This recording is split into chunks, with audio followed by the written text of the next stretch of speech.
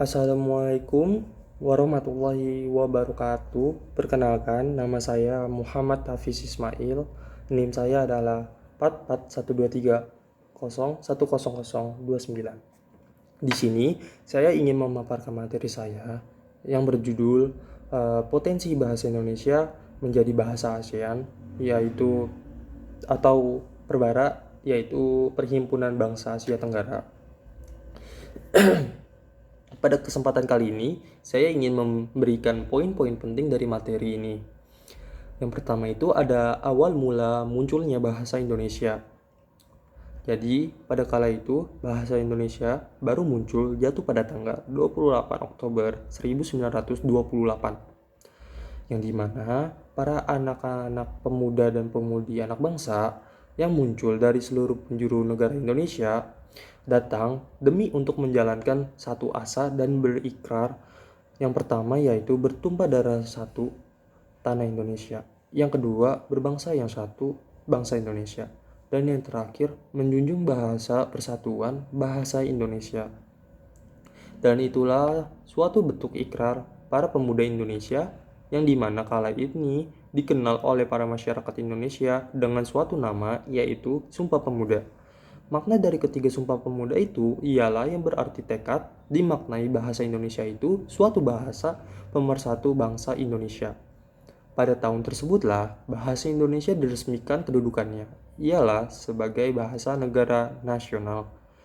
Pada tanggal 18 Agustus 1945, bahasa Indonesia ini diresmikan sebagai bahasa negara karena pada waktu yang tepat Undang-Undang Dasar 1945 ditetapkan sebagai suatu Undang-Undang Dasar Negara Republik Indonesia.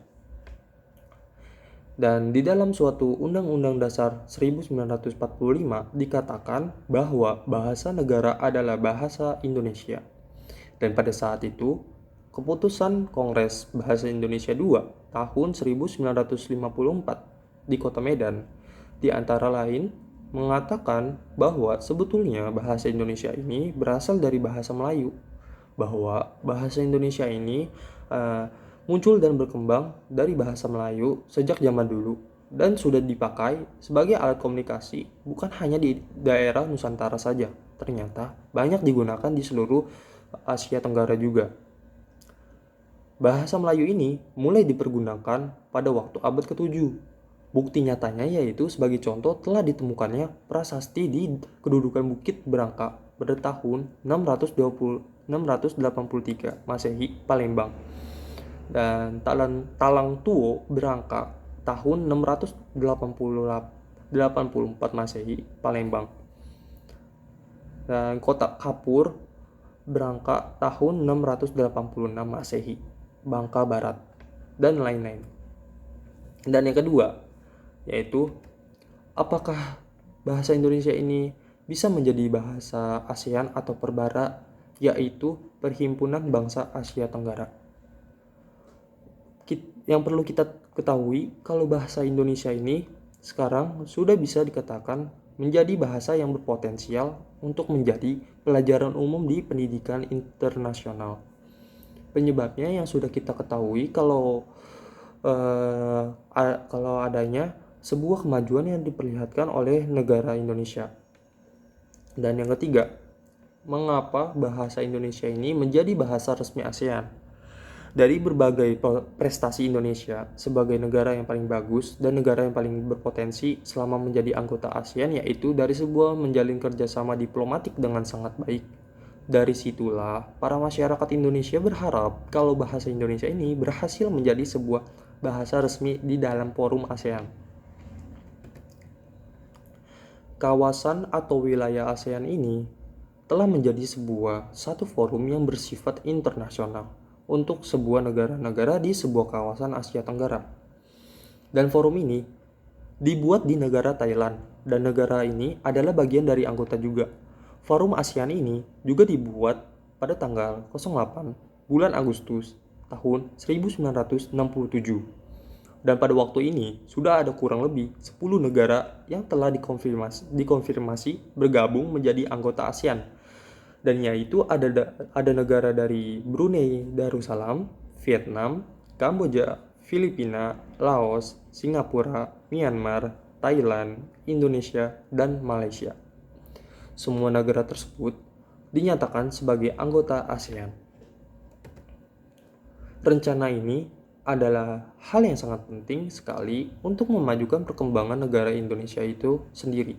Bila bahasa Indonesia resmi menjadi bahasa yang harus digunakan pada saat sedang menjalin kerjasama di dalam forum anggota ASEAN, karena hal itu, roda ekonomi Indonesia akan sangat lancar dalam menuju ekonomi Indonesia yang akan sangat baik.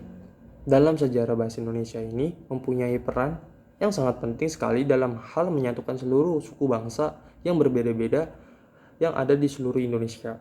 Dengan begitu, bahasa Indonesia ini mampu memunculkan rasa cinta tanah air Indonesia dan yang membuat semua orang rela mati demi persatuan Indonesia. Dan menjadikan bahasa Indonesia ini sebagai simbol negara Indonesia. Dengan begitu, secara tidak langsung, bahasa Indonesia ini memiliki nilai sejarah yang dijadikan motivasi dan inspirasi. Dan mungkin kesimpulan dari materi ini yaitu ada yang sudah kita ketahui kalau bahwa bahasa Indonesia ini memang memiliki banyak faktor peluang untuk menjadi bahasa ASEAN atau perbara, yaitu Perhimpunan Bangsa Asia Tenggara. Contoh, seperti dari segi kesempurnaan bangsa Indonesia itu sendiri yang mudah untuk dipahami oleh orang-orang asing. Selanjutnya, banyak orang-orang luar negeri yang mulai mempelajari bahasa Indonesia itu sendiri. Dan yang terakhir adalah faktor dari segi bahasa Indonesia memiliki kapasitas yang dapat dilihat berdasarkan beberapa pertimbangan. Dan selanjutnya bagian saran. Saran dari saya, jika bahasa Indonesia ini ingin dikenal banyak orang-orang, harus membangun SDM Indonesia yang menjadi lebih baik agar rencana untuk memperdayakan bahasa Indonesia ini berjalan dengan lancar tanpa adanya terkendala sedikit pun. Dan membuat program tentang sosialisasi mengenai bahasa Indonesia supaya orang yang belum terlalu mengerti bahasa Indonesia ini menjadi lebih paham dan membangun kualitas pendidikan sekolah-sekolah yang ada di Indonesia supaya memunculkan anak-anak muda yang berkualitas. Dan mungkin ini adalah bagian daftar pustaka saya untuk mengerjakan materi-materi ini. Mungkin cukup sekian dari saya.